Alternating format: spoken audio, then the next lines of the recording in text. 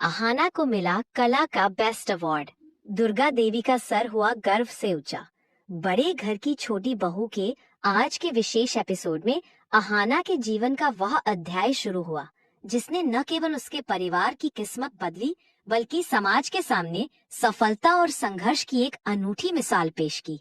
अहाना, जो अब तक अपने ऑफिस की राजनीति और घर की चुनौतियों से जूझ रही थी, आज एक ऐसी वैश्विक पहचान बनने की कगार पर थी जिसकी कल्पना किसी ने नहीं की थी। कहानी की शुरुआत लंदन के उस आलीशान कन्वेंशन सेंटर से होती है जहां दुनिया भर के दिग्गज कलाकार और उद्यमी जुटे थे। लेकिन इस अंतर्राष्ट्रीय मंच तक पहुंचने का अहाना का सफर कांटों भरा रहा। लंदन रवाना होने से ठीक 2 दिन पहले अहाना के सामने एक ऐसी चुनौती आई जिसने उसे हिलाकर रख दिया। रूपा की रिश्तेदार और बिजनेस टाइकून शालिनी ने अहाना के बढ़ते प्रभाव को रोकने के लिए एक खतरनाक साजिश रची थी। शालिनी ने बंदरगाह के कुछ अधिकारियों को रिश्वत देकर अहाना की मूर्तियों वाला वह कंटेनर गायब करवा दिया जिसे प्रदर्शनी के लिए लंदन भेजा जाना था। जब अहाना को ये खबर मिली कि उसका पूरा शिपमेंट बंदरगाह से लापता है तो उसके पैरों तले जमीन खिसक गई। रोहित सर भी इस खबर से परेशान हो गए क्योंकि ये सिर्फ अहाना का नुकसान नहीं था बल्कि अंतर्राष्ट्रीय स्तर पर भारत के विभाग की प्रतिष्ठा का सवाल था। अहाना के ऑफिस में फिर से कानाफूसी शुरू हो गई कि शायद अहाना इस बार हार मान लेगी। लेकिन अहाना अब वह पुरानी सहमी हुई बहू नहीं थी। उसने अपनी सासू माँ दुर्गा देवी के चरणों को छुआ और उनसे कहा, माँ, मिट्टी से सोना बनाना आपने सिखाया है, अब उस सोने की हिफाजत करना मेरी जिम्मेदारी है। दुर्गा देवी ने अहाना के सिर पर हाथ रखकर कहा, बेटी, जब तक तेरी नीयत साफ है ये मिट्टी तेरा साथ नहीं छोड़ेगी। जा और अपना हक वापस लेकर आ। अहाना ने अपनी सूझबूझ का परिचय देते हुए कारखाने में लगे सीसीटीवी और जीपीएस ट्रैकर्स की मदद ली। उसने पाया कि जिस ट्रक में मूर्तियां लादी गई थी वे कभी बंदरगाह पहुंचा ही नहीं था बल्कि उसे शहर के बाहरी इलाके में एक पुराने गोदाम में ले जाया गया था। अहाना ने पुलिस और रोहित सर को साथ लिया और उस गोदाम पर छापा मारा। वहां न केवल अहाना की कीमती मूर्तियां बरामद हुई बल्कि शालिनी के कुछ आदमी भी पकड़े गए जिन्होंने कबूल किया कि यह सब अहाना को बर्बाद करने के लिए किया गया था। रोहित सर अहाना की इस जासूसी और बहादुरी को देखकर दंग रह गए। उन्होंने तुरंत शालिनी के खिलाफ वारंट जारी करवाया। समय बहुत कम था। अहाना ने रातों रात विशेष अनुमति लेकर उन मूर्तियों को एयर कार्गो के जरिए लंदन भिजवाया। जब अहाना लंदन के उस भव्य मंच पर पहुंची तो उसकी सादगी और आत्मविश्वास ने सबका ध्यान खींच लिया। लंदन की उस प्रदर्शनी में जहां मशीन से बनी चमक धमक वाली चीजें रखी थीं, वहां अहाना की मिट्टी की महक वाली हस्तशिल्प मूर्तियों ने जादू कर दिया। अहाना ने मंच पर जाकर अंग्रेजी में नहीं बल्कि गर्व से अपनी मातृभाषा में भाषण दिया जिसका अनुवाद वहां की स्क्रीन पर चल रहा था।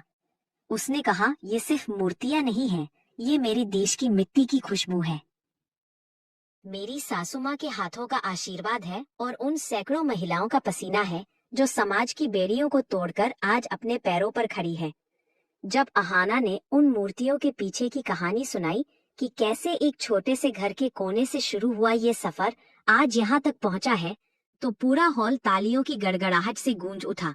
विदेशी कला समीक्षकों ने अहाना की मूर्तियों को सोल ऑफ इंडिया, भारत की आत्मा का खिताब दिया। अहाना को वहां international entrepreneur of the year के स्वर्ण पदक से नवाजा गया। जब वह मंच पर वह पदक लेने उठी तो उसकी आंखों में वे सारे मंजर तैर गए जब उसे घर में ताने मिलते थे, जब ऑफिस में उसे फंसाने की कोशिश की गई थी और जब रोहित सर ने उसे निकालने की बात कही थी। आज वही रोहित सर लंदन में दर्शकों के बीच बैठकर गर्व से अहाना के लिए तालियां बजा रहे थे। भारत वापस लौटने पर अहाना का स्वागत किसी राष्ट्रीय नायक की तरह हुआ। हवाई अड्डे पर खुद मंत्रालय के बड़े अधिकारी और रोहित सर अपनी पूरी टीम के साथ मौजूद थे। पूरे मोहल्ले को दुल्हन की तरह सजाया गया था।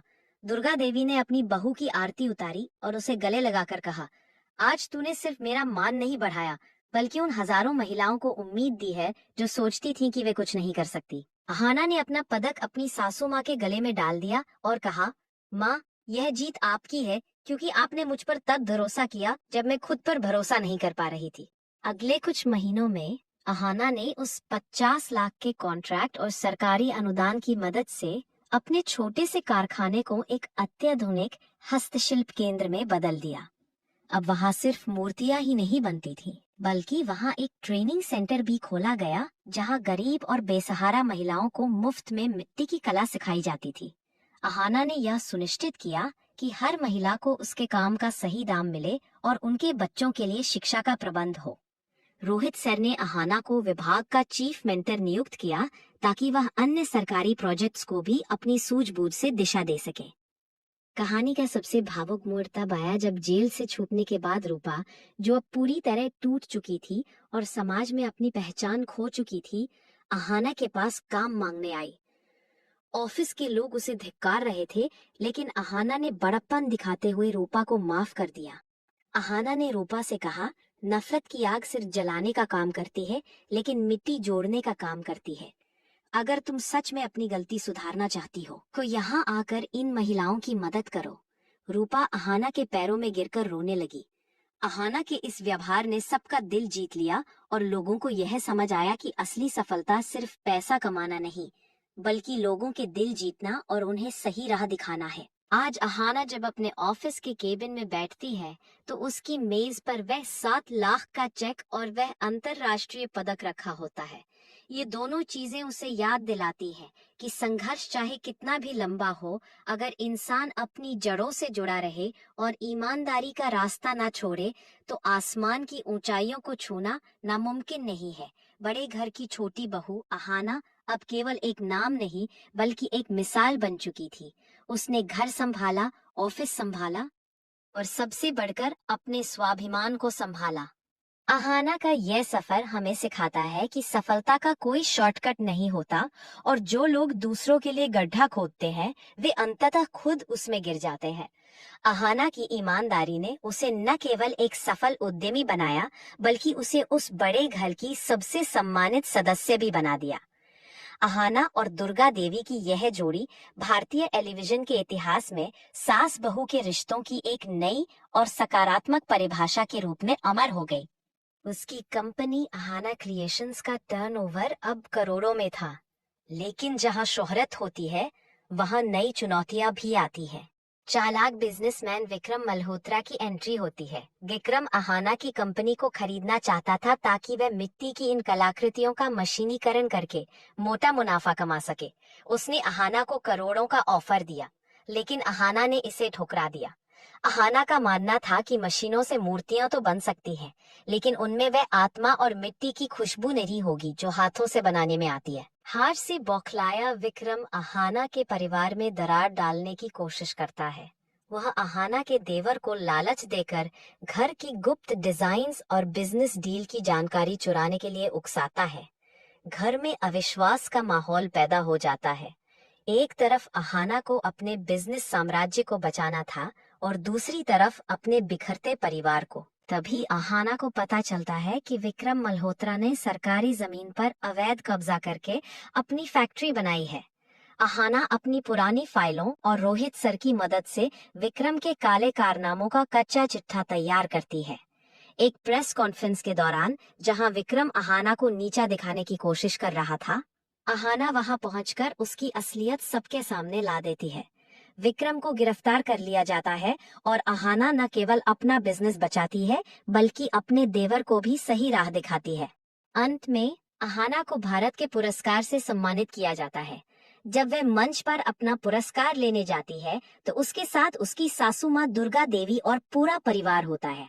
अहाना ने यह साबित कर दिया कि सफलता का असली स्वाद अपनों के साथ ही आता है। बड़े घर की छोटी बहू ने अब यह दिखा दिया कि वह न केवल मिट्टी से सोना बनाना जानती है, बल्कि उस सोने की चमक को दुनिया भर में फैलाना भी जानती है। आज के एपिसोड में बस इतना ही। कमेंट में बताएं ये स्टोरी कैसा लगा।